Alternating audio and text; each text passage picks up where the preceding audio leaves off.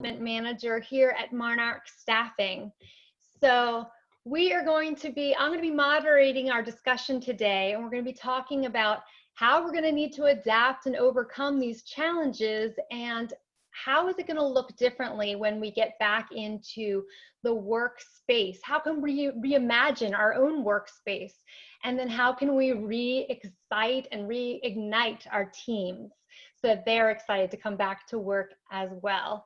So we're going to be talking about all of that. If you're just joining us, please just go ahead and join us without your video. Don't worry about your audio. We're going to have questions and answers at the very end. We're really glad you tuned in today. As people are still kind of coming in, I just wanted to introduce our panelists. We're going to get started today. Our panel today, we're going to start with Amanda James. She is here from Corporate Interiors. And we also have she's the Director of Design for Corporate Interiors. We also have Armand Tecco, and he is here from HealthEase, and we're going to meet him in a little bit. And then we have Laura Kasper, and she is the CEO of Monarch Staffing, so we'll get a chance to meet her as well. Before we introduce all the panelists, let's just start with a little rules and housekeeping. I want to just say once again, if you're just tuning in, please don't worry about coming in with video. You don't need your audio. We're going to be doing a questions and answers part at the very end, so you'll get a chance to ask your questions. We do have a co-host today who's helping us behind the scenes, so Kendra is going to help she will unmute you and we'll take your questions, and you can direct them to the panelists at the very end. Please use the chat box at the very bottom of your screen and ask any questions you want throughout the webinar, and then we will have that last minute, it's about 15 minutes at the very end. We will definitely be answering all of your questions and addressing them to the panelists. And so we're going to get started. We're excited. Let's start with intros. So let's say hello to our panelists. Amanda James is here with Corporate Interiors. Please tell us a little bit about Corporate Interiors and what you've been up to since this has all been going down. Yeah, hi everybody. As Sianna mentioned, I am the Director of Design at Corporate Interiors, and I manage a talented group of designers in both our PA and Delaware locations, and they are creating innovative workplace solutions all the time. Corporate Interiors was founded in 1985, and we are a Steelcase furniture dealer and platinum partner. What makes that a big deal is Steelcase recognizes high-performing dealers, and there's only about 5 to 6 of them nationwide that receive that honor, and we happen to be one of them, which is very exciting. The benefit of having Steelcase as one of our main suppliers is they are one of the largest commercial furniture manufacturers in the world. So CI is not just your average furniture dealer. We're a little bit more than that. So what separates us from our competitors is we have a couple other divisions that make us sort of a one-stop shop, if you will. We have a branding division, a flooring division, AV, and terrain, which is our own custom furniture manufacturing facility in Delaware. So with these broad range of solutions, we're able to provide environments that anywhere from your floor to your ceiling, we're able to provide everything in between. So when we're talking about, returning back to the workplace, thinking about the office environment as a whole and how this is impacted is sort of what we're spotlighting right now. Perfect. So you're going to be wonderful to talk about the physical reentrance. And now for more of the perspective for health and wellness and how it's going to help our employees get back and reignite them, we have Armand Tecco with HealthEase. So if you want to go ahead and introduce yourself, Armand, and tell us a little bit about what HealthEase is about. Sure. Thanks, Sianna. Well, I'm the founder and president of HealthEase. We are a local company based in the Philadelphia market. We serve corporations providing fitness, health, and wellness programs on site and now virtually. We provide those types of services. Trying to keep employees healthier, more productive, reduction in absenteeism, lower healthcare costs, et cetera. So we've been in business since 1988. So we have I think, a good reputation in this market. We're very high touch, hands-on. We provide customizable programs for corporations and companies because they're all different, you know, the demographics, locations, budgets, et cetera. So we have an array of clients from, you know, Fortune 100 companies, pharmaceuticals, down to a local company of maybe 20, 30 employees.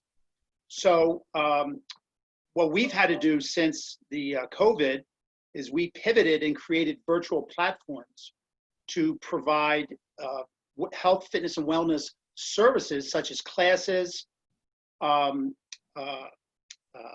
programs, training, and provide a lot of educational content. We also include mindful meditation. So, because what we're finding is our clients, you know, they're recognizing the importance of staying healthy and well at times like this. Yeah, absolutely. I think it's on the forefront of many people's minds. And we also have Laura Kasper, and she is the CEO of Monarch Staffing. Please introduce yourself, Laura. Tell us about Monarch. Yep. Hi, everyone. I'm excited to be here with you. For those of you that might not know me, I've been in the staffing business pretty much my whole entire life. Started when I was about 12. And I have the passion for helping others succeed. Monarch is a certified woman-owned staffing firm, HR consulting and training company in the Philadelphia and tri-state region. We have been putting people to work for almost 20 years and have placed close to 10,000 people in jobs and have serviced almost 900 employers throughout the region. In 2020, we were awarded the Best of Staffing through Clearly Rated for our clients and candidate touch. So we are excited to be here. And on a personal note, I am the proud mama of twin girls that are going to be graduating high school on June the 5th. So I am excited to be here. Of course, the #1 change that we've made in recruiting is that we are all doing Zoom interviews and video interviews. We've always done Zoom interviews in case of a snowstorm, but this is just a bigger storm. So we are doing this more often than normal, and it's going to be the way of the future.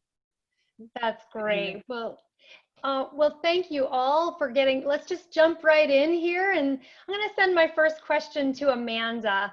Since we're literally getting ready, we've been kind of waiting for that green light. We're not going to get a green light anytime soon, but we are, at least in Pennsylvania, looking at a yellow light. So people are ready to step into the workplace again. And literally, when you first go into work, the first thing you do is enter into the space.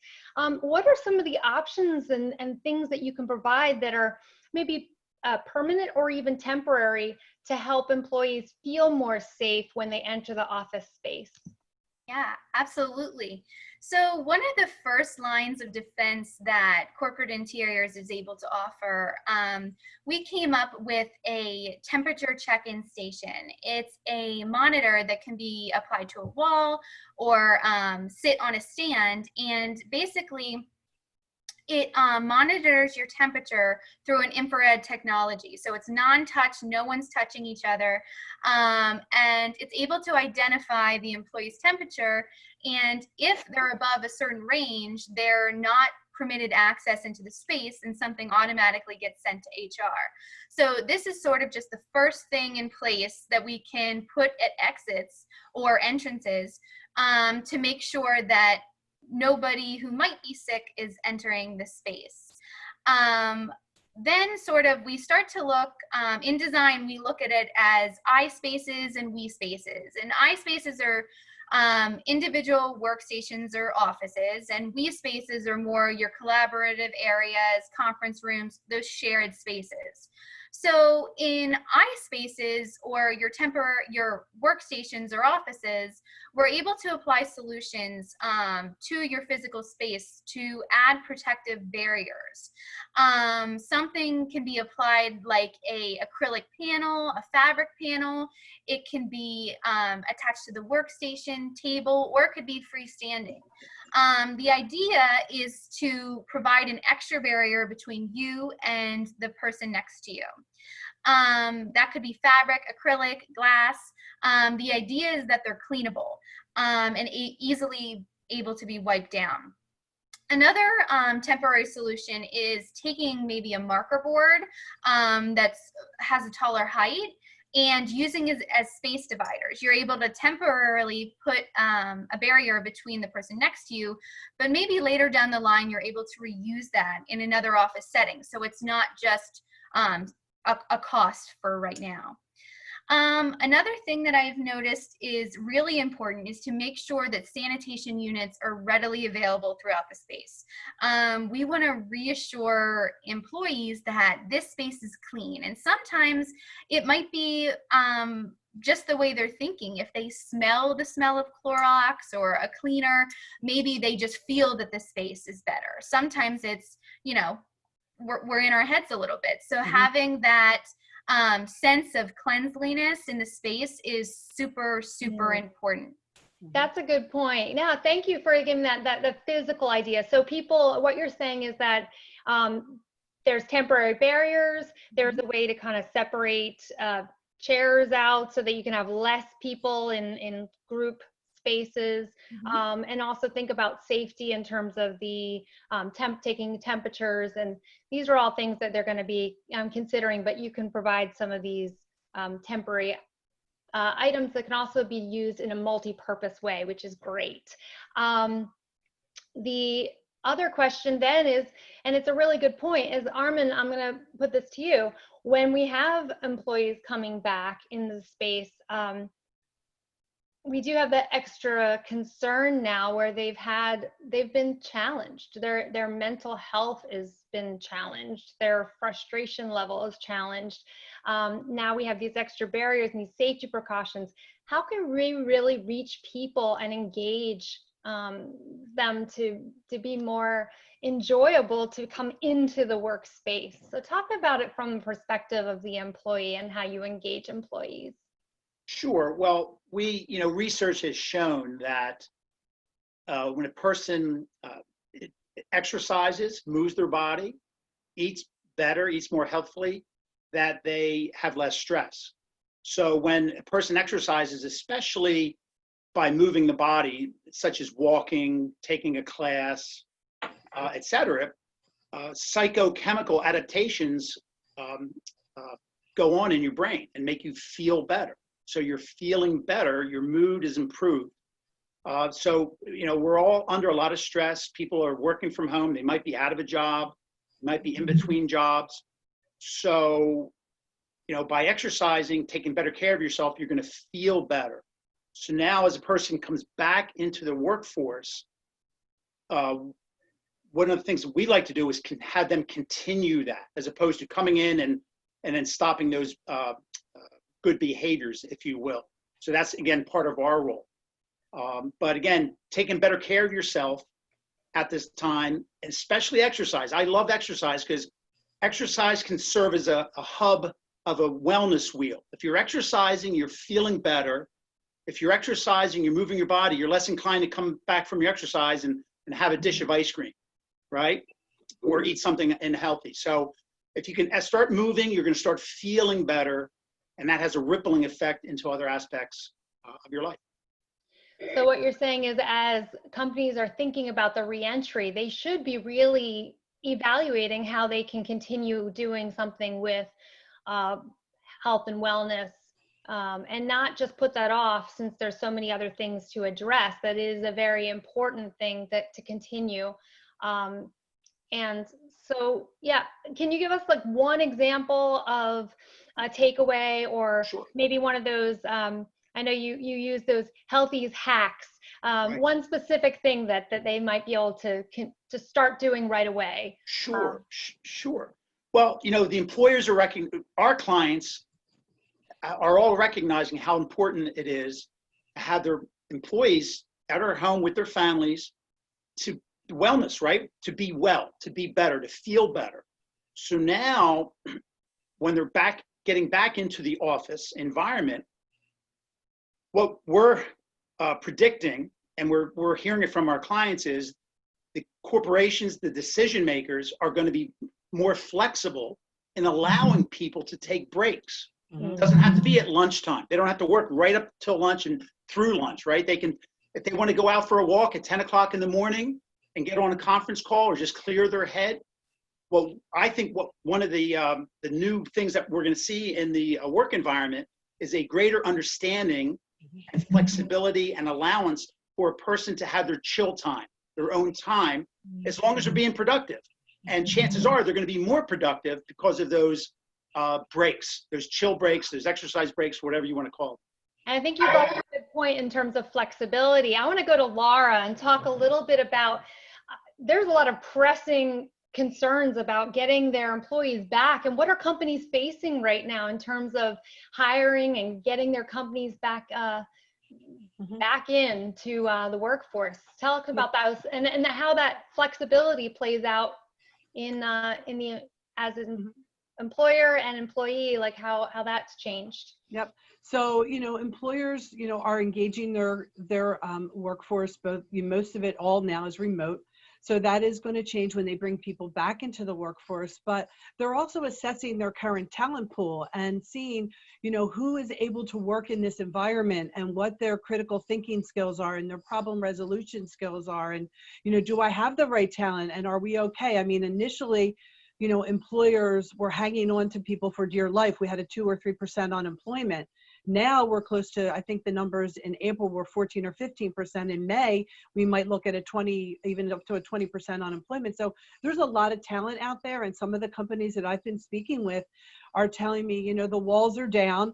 It's not just about who can commute to my office in 30 minutes. There's a lot of other talent out there. And we might be assessing things a little differently moving forward and looking to change up talent and maybe to upgrade some skills. But also at the same time, being very mindful, as Armand said, about the health and wellness of employees that are coming back into the workforce. Employees are concerned. We're placing contractors in jobs now, and our first and primary concern is their safety. And we're asking COVID screening questions so that we can help protect our candidates and we can help to protect our employers. I mean, today's workforce, the HR people that are, on the call and just working around the world are really taxed with some very heavy duty things right now and are working around the clock. I'm concerned for their wellness, but it is very concerning that protocols have to be met with different types of standards, OSHA and the CDC and the EEOC and compliance pieces. So bringing people back to work in a mindful way is really important, and companies are doing it. They're getting really creative, and other companies are telling me that the hiring process, those that are starting to hire now, it seems to be a lot quicker because they can get people together faster in a panel Zoom than they could getting people in a room together. So that is exciting that hopefully, people get people back to work faster this time around. Yes, and with the PPP loans that have gone out for the small and medium-sized businesses that have benefited from those, they have a time constraint on when they can use those for things like payroll and required payroll. So what are some things that companies how can companies use those? Yeah, I mean, so, the quick part of it is they have to spend that money within 8 weeks. So, bringing back your own staff or changing out your staff is important to them. And then also, if there is project work that's coming through, some of the employers have called and said, I'm not quite sure, if I'm going to need somebody full time over the next year, but this is what I need right now to get my business back up and running. And can you help me, even if it's for 6 months right now or temporarily? So I think there's going to be an increased need as people come back, that they might bring back in some contractors. And, if they have under, a certain amount of employees, they're able to use that PPP loan, and you have to do it within an 8-week period of time in order for the money to be forgiven, 75% of it to be forgiven. You have to use that for payroll and benefits and things like that. So I think there's going to be a whole new workforce, really, all about the nurses and, just compliance pieces in the HR departments. And, it's going to open up more jobs for people. So I'm excited about that part of it. Yeah. And Amanda, I want to go back to, you were talking about, I thought this is fascinating. You were talking about we spaces versus I spaces. And that was really on the rise. I mean, seems like there were a lot of redesigning of companies so we could be more collaborative. We could work together and have those, where we could have a large bench or, how can companies go back to their space and still keep that, how can we all work together, collaborative energy going, but then have to deal with all these additional barriers? Like how can you help with that? Yeah, it's definitely it's definitely a struggle looking at these spaces where we're used to a large amount of people congregating in one area. I think what we're going to see the most of is an increase in technology. I think in a conference room, for instance, where you used to see a conference setting for 12 people, now in the actual physical room, you might only be able to fit 5 or 6. So to make up for that other 6 or 5 or 6 that are missing, you're going to see them remotely or virtually. So an increase in technology, I think, throughout our spaces is going to be at the forefront. And then I think we can take a look at, we want to make sure that we're still able to collaborate, because that's how we get, great creative ideas, and, people work differently. So that's definitely a need in the office environment. So one of the things that we're taking a look at is mobile dividers, things that can be moved out of the way, furniture that's on casters. So if a particular group wants to meet, and they might be, 5 or 6 people, they can move the dividers of the furniture for their setting and how they need to work, whether they're working with a marker board or they need to access a screen. They're able to reorganize the furniture to better suit the type of work that they're doing.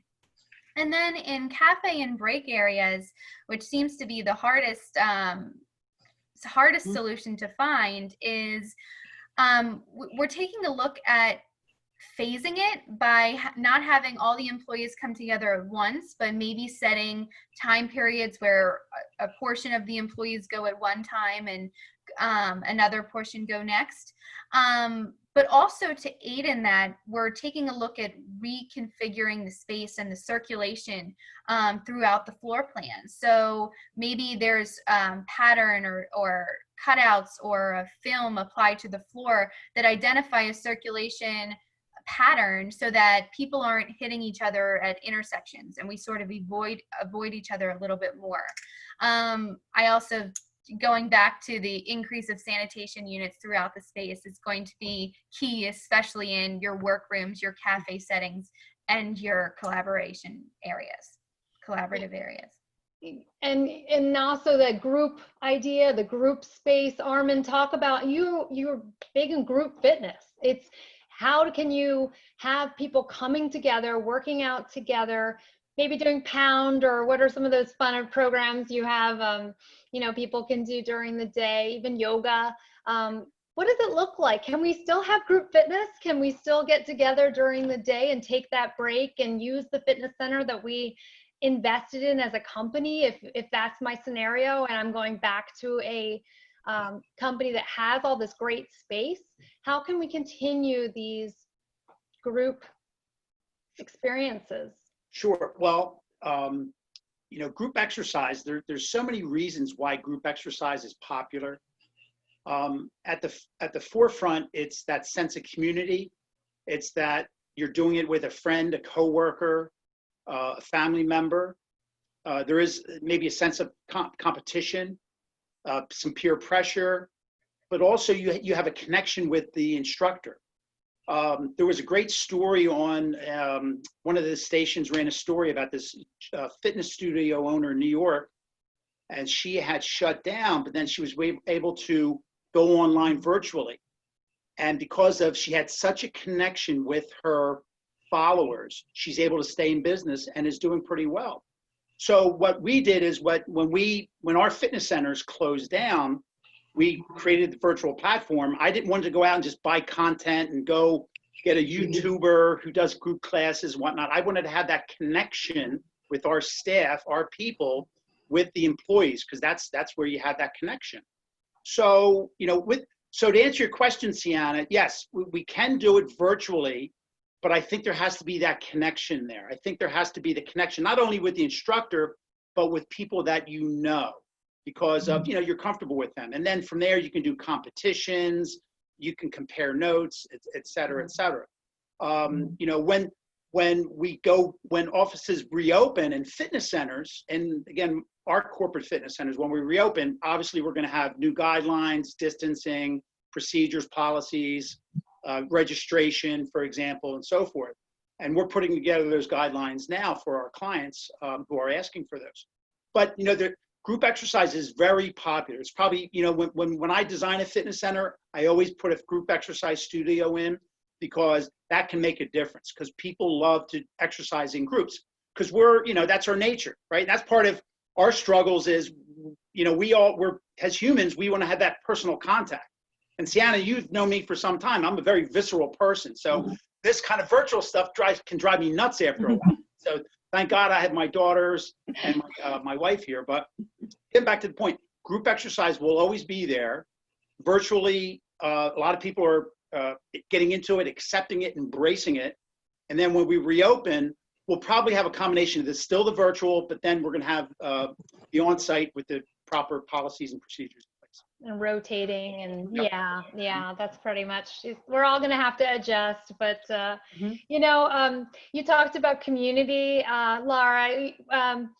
I think Monarch has really done a great job to be very present in the community and reaching out to a lot of job seekers that have been struggling. And how are some ways that we have, or that Monarch has done something differently in the community in terms of how we've helped job seekers? Yeah, I mean, over the past few months, we've decided to open up our recruitment team to really share with the job seekers that are out there our expertise in helping them, rebrand their resume and kind of, make them look as good on paper as they are during an interview. So our recruiters have been helping with career consulting and, doing some helpful guidelines and sharing with job seekers exactly, how to go about doing some changes in their resume and consulting. We've probably spoken to maybe over 50 or so job seekers, even without an ad, and have really come to see some really great talent in helping those folks. In addition to that, we're doing a lot of video interviewing. I can share, I had an experience the other day where I'm very highly motion sickness. So I got motion sickness on a video interview just last week.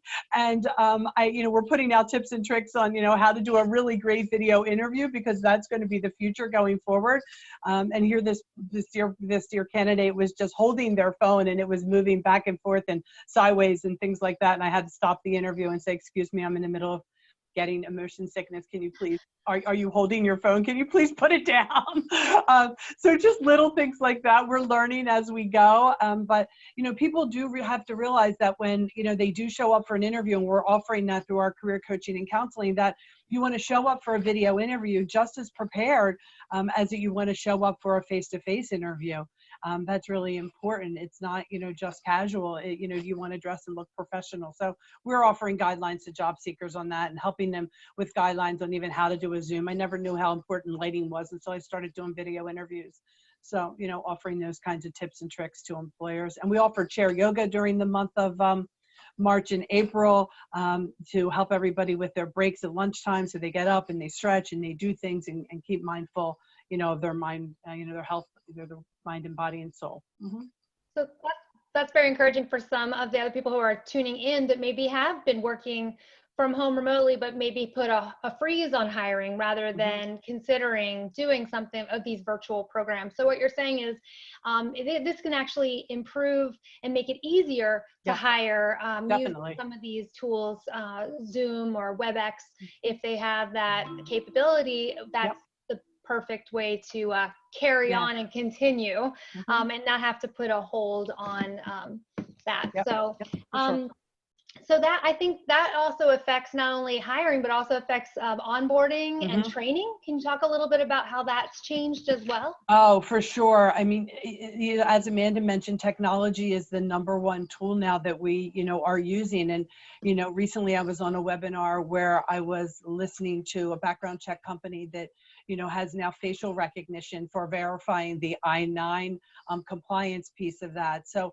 things are changing on that, and companies are getting creative when they're bringing people in on how they're going to train. One of my companies decided to hire 6 customer service people, and they have 10,000 square feet, and they brought them in and kept them socially distanced about 10 feet apart. They had their trainer on a video, and then one person in the office, and they're training those folks for 2.5, 3 weeks, and then they're going to send them home to work remote. So people are getting creative on, how they're going to be going about doing onboarding and training. And the training departments of organizations are so busy rewriting training manuals and putting together webinars on how to onboard folks in a virtual environment, and how to hire people in a virtual environment, and then how to, train them for, productivity and be clear. You can never over communicate in this type of virtual environment. So training their managers and leadership in managing remote teams is really important, where maybe they had everybody under one roof. They're going to be managing a little bit differently with a combination of remote teams and people in an office. Things are changing. Absolutely. And as you said, it really is important that people feel valued no matter whether it's remote or in person. Number one. And actually, we have those really kind of an interesting person who, Pamela, she shared a little bit that she had a former colleague in Europe, and they returned to the office this week. They had a little thing of hand sanitizer that was branded and a welcome back note. That's very nice. I think that's a really neat idea. Awesome. Like, that's a great cool idea. thing, welcome back. We missed you. I think that's what people need to hear, that they're appreciated, right? That they're appreciated. Absolutely. I thank you for sharing that, Pamela Sepla. I really appreciate that. So our next question, I'm going to go towards back to Amanda, because I know people are really interested in like how these practices and procedures are changing everything. And like Laura said, there's all these new handbooks and safety and the physical space. And then like, there's a time crunch to this, it's all of a sudden we get the yellow light. It's like, go back in June, hopefully, please, June 4th. How long does it take for these changes to occur? Like, how quickly can somebody make these happen if they had to add barriers and that type of thing? Sure. So it's all sort of relative to the size of the project. So if we're talking about adding on screens to the top of a workstation and putting in some mobile dividers, things like that, that could take around 3 to 4 weeks from the time that we would receive the deposit. Some other manufacturers that are experiencing closings and shutdowns of their manufacturing plants, things like that are taking around 6 to 8 weeks, if not more. So what we have as a benefit by having terrain in our manufacturing plants still considered essential business based on the clients that we serve, we have about a 3 to 4 week turnaround on that. But again, it is relative to size of the project and how many different departments it involves. Yeah, absolutely. I just went to the Wawa the other day, and I saw that they had, where you go and pay and check off, they had the whole plexiglass area divided off, and they had circles on the floor. And I thought that's just a quick example of kind of what it's going to look like to re-enter. We used to just pop in, grab a coffee, and go back to work. And now it's like a whole experience. And I think everybody's kind of like, wow, this is life. This is how it's going to be. So, a really, how is this going to, affect long-term in terms of, let's say people do decide, okay, we're going to let people work at home versus go there. Do you think that's going to make a big impact on the real estate market in terms of, I don't know if you're hearing anything specific about that, but I was just curious if you see that there's going to be a trend where people are going to say, you know what, maybe we're not going to return at all. We're just going to go virtual. Yeah. Is that something that people are talking about, or is there still like the idea that spaces will be? So we've sort of seen it all at this point. We have some clients that are saying, we now see that we are fully capable of working remotely and that we don't need all of the office space and real estate that we currently have. So I think in some scenarios, you're going to see a shift there where maybe more hoteling stations. And when I say hoteling, I mean a communal touchdown space in an office area where it's not personalized, it's not someone's stuff stored in the storage. Anybody can use that space. I think we're going to see an increase in hoteling areas where if you need to be in the office, you can be, but if you need to be at home, you can do that as well. We have a large client that's taken a look at remote worker starter kits where they're putting together a kit for, a height adjustable table, an ergonomic chair, a task light for individuals in their home, because whether we know it or not, there's a lot of employees that are sitting at their dining room table for 8-9 hours a day. And long term, that's not going to be good for anybody. They're not going to be as productive. Their health is at risk. So definitely helping employers sort of weigh that balance of, do we need to take another look at your floor plan? Can we sort of reallocate space? Do you want to take a portion home and have them work remotely? And do we need to take a look at your technology to support that? Yeah, that's a good point too. Do you have anything more to add about that specifically, Armand? Are you hearing anything about the real estate market in terms of people choosing that, or do you think it's still going to be? Well, I think, in fact, I was on a conference call today with a real estate broker, commercial real estate broker in Center City, and he represents one of the prominent buildings in Philadelphia, and 25% of the tenants haven't paid their rent last month and a half, and so that has a rippling effect and across the board. So some of those companies that can't pay their rent, are they going to come back? And then secondly, as Laura had intimated, I think there's going to be new industries. There's going to be new businesses that are out there, some of which need space, require space, want space to some extent. So I do believe it'll come back. It's just going to be different. And as Amanda says, it's going to be a combination of people working, boots on the ground in the office, maybe on a rotational basis. The other people can work virtually. There is still benefits of getting out into an office. I mean, I said, mentioned the dining room table. The problem with that long term is it's too close to the kitchen. Right. It's too easy to go in for a snack, right? And then that doesn't help the waistline or the health and so forth and so on. Yeah. So so I think it's a fluid situation. We're seeing this in the last 10 weeks, how much has changed, the fluidity of it. But I think things will be different. But I do still believe that there will be a need for office space, places to go, walls that are necessary. But I just think this virtual area the eyes have been opened by a lot of people, a lot of decision makers and companies to say, you know what, maybe we don't need to do this type of deal. So either way, I think there's going to be enough business for all of us. Yes. Let's keep business going. Let's not shut down everything. Let's keep we have to keep living, and I think it's important. I think that's a really good point. And in terms of healthy living, Armand, too, you have a nutrition program called Your Fuel, and tell us that's been helping people, and that should be something they should consider in terms of healthy eating for your employees will affect long term. So it's something they can do both at home and in the office. But that's something that I think you haven't mentioned yet. Sure. Thanks, Sianna. Yes. So again, with most of the workforce working at home, meals are, families are making their meals. They're struggling what to do for their meals. They might be eating more, most likely. They don't have that nice corporate cafeteria that has all these great choices that they can choose from. So now they have to think about, what am I making for dinner tonight? What are my meals? And if I have kids at home, that kind of thing. So one of the things that we provide, because it is a stressor, it's a stressor from a mental, but also physical, making sure you're getting the proper or the more healthy foods items.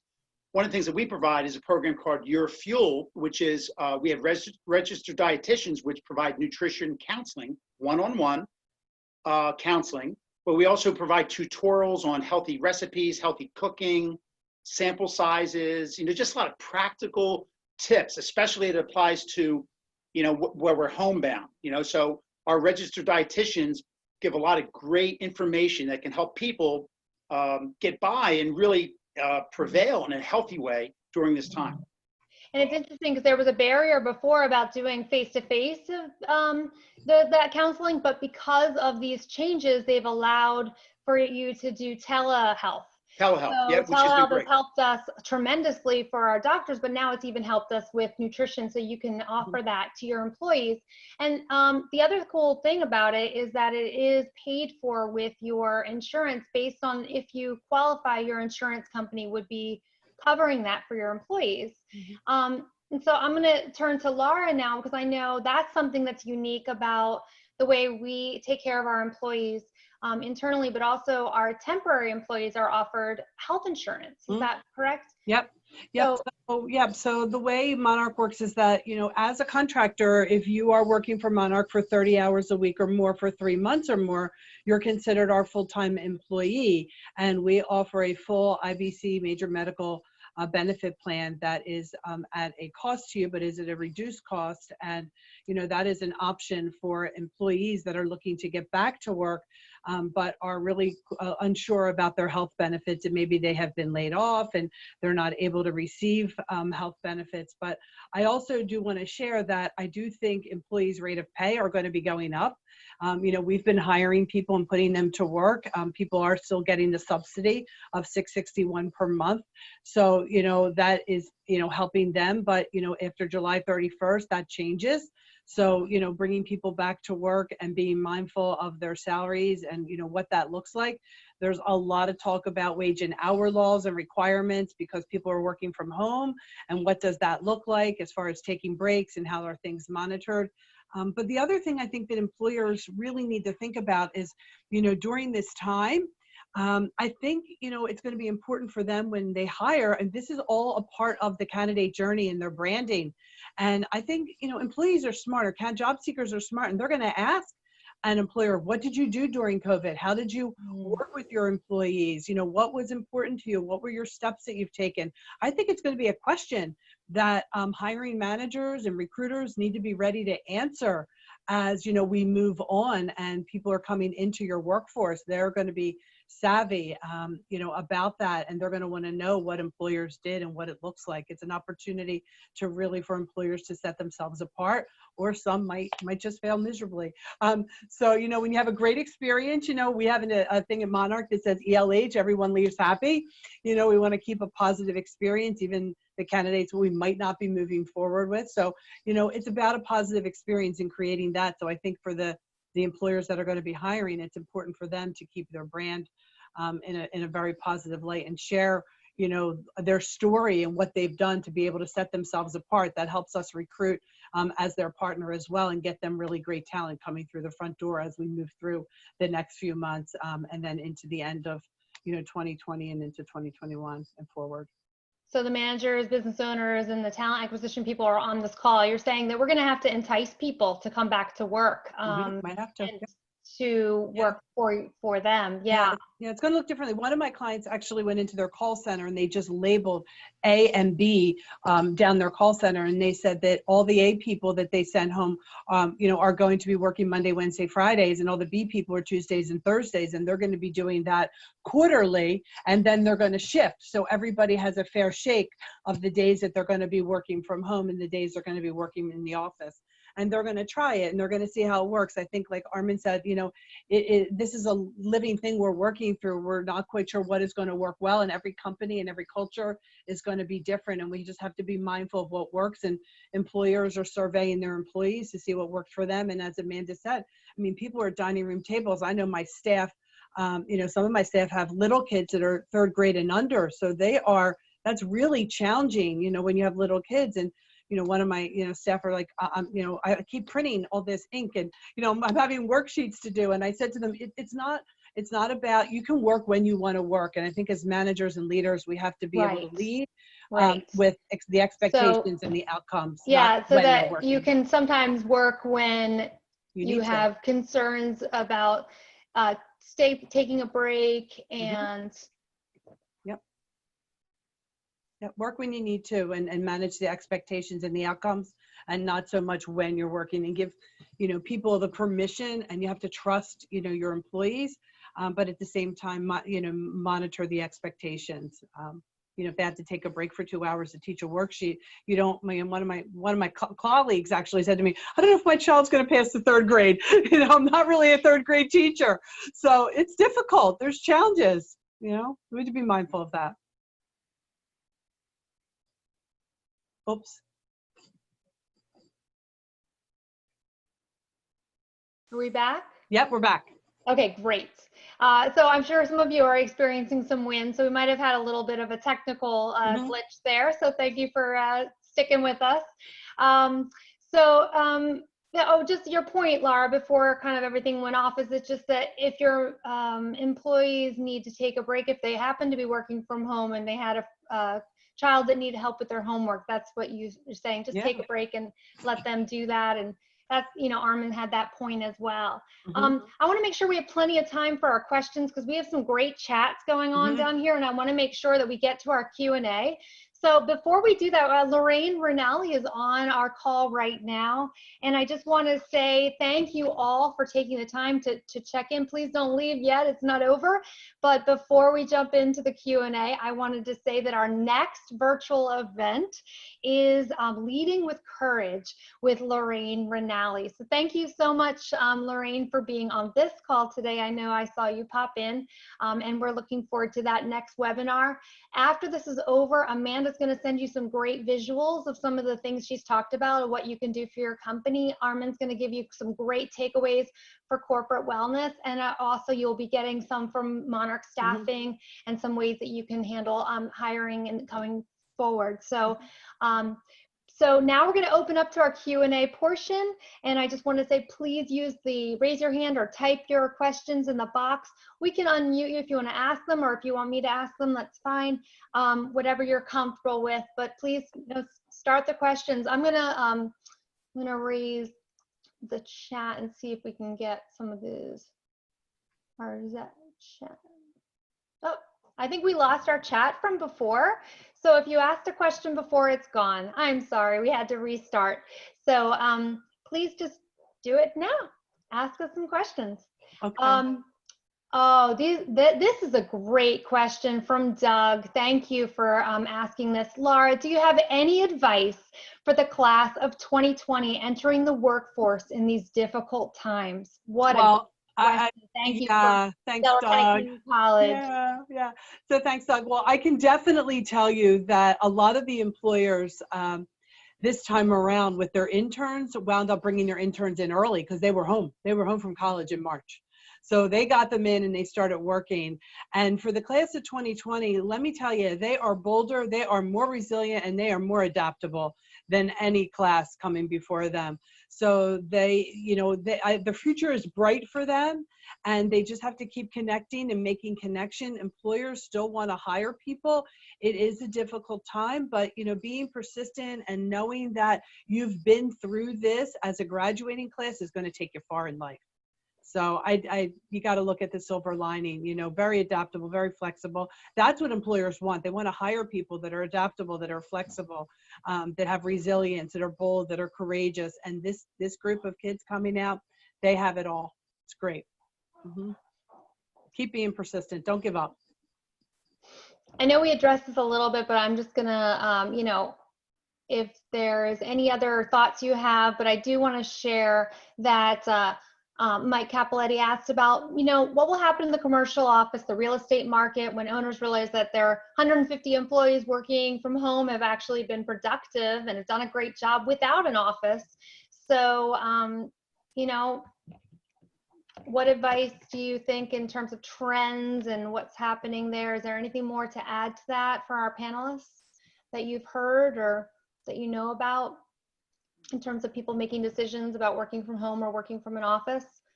Yeah, I think that there's, business owners that before working from home was a luxury. It was your ability to step out of the workplace, have some head down time and focus at home. And maybe you were more productive. Maybe you didn't have, your kids or your dogs or whoever running around you. Right. And you were able to be more productive. On the other end of that, our businesses are still running, and so the work is getting done. So I think that we are going to see an increase in working from home. If that's like a certain group of people working from home, or if it's in shifts working from home in an effort to keep people out of the office. I think we're in a sort of a time of the unknown, and I unfortunately, I think only time will tell how that will pan out. Yeah, that's a good question. I mean, another one we have from Rick is, what do you think of the idea of surveying employees working from home as their comfort in returning to work? Is there a liability HPPA concerns with doing wellness screenings upon arrival as opposed to having them simply certify that they're not sick? No, their employers are allowed to do that. Employers now are all doing surveys of their current workforce. I mean, that is what's happening in the workforce today. They are surveying people working from home, and they're asking them, are you comfortable? Do you have, like Amanda said, do you have the technology? Do you have a desk? Do you have the Wi-Fi internet? What obstacles are you faced with? And do you want to come back to the office? Some of my clients are like, I got to get back to the office. I can't do this with a 3 and a 2-year-old at home.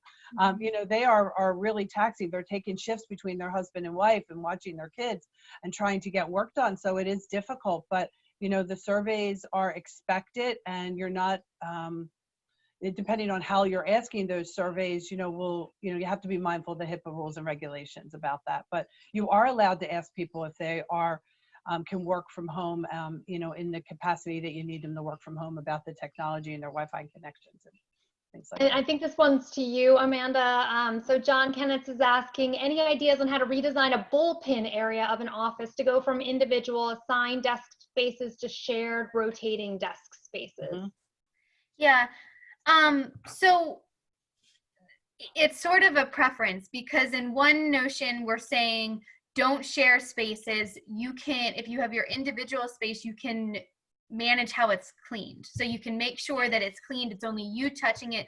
Somebody's not coming in after you where you don't know where they've been, what they've touched, or what they've come in contact with.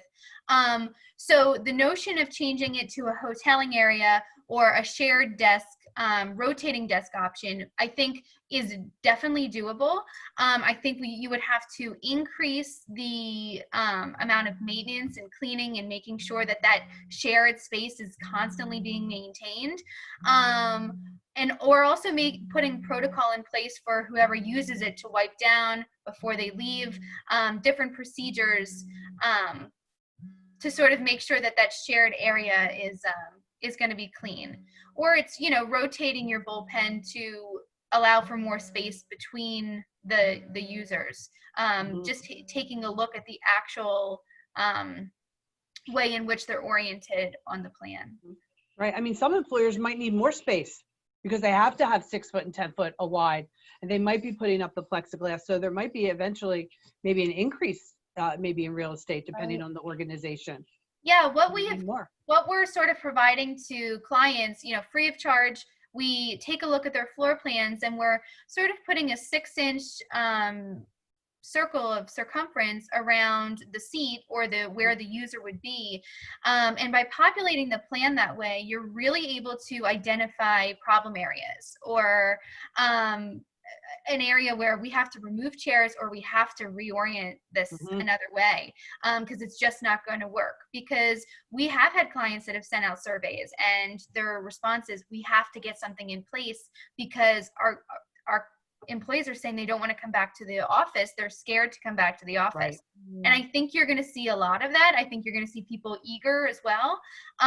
So, we're available to help in any way possible, bigger, small, or little, or large. We're here to help, and hope that we'll get to a place where everyone feels comfortable going back to the workplace. Safe.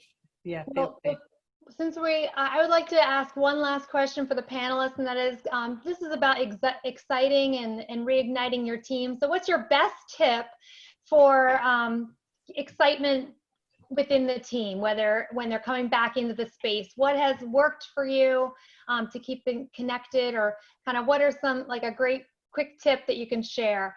Armand, you want to start with that one? Sure. You know, I think this can be done in a lot of areas outside of fitness.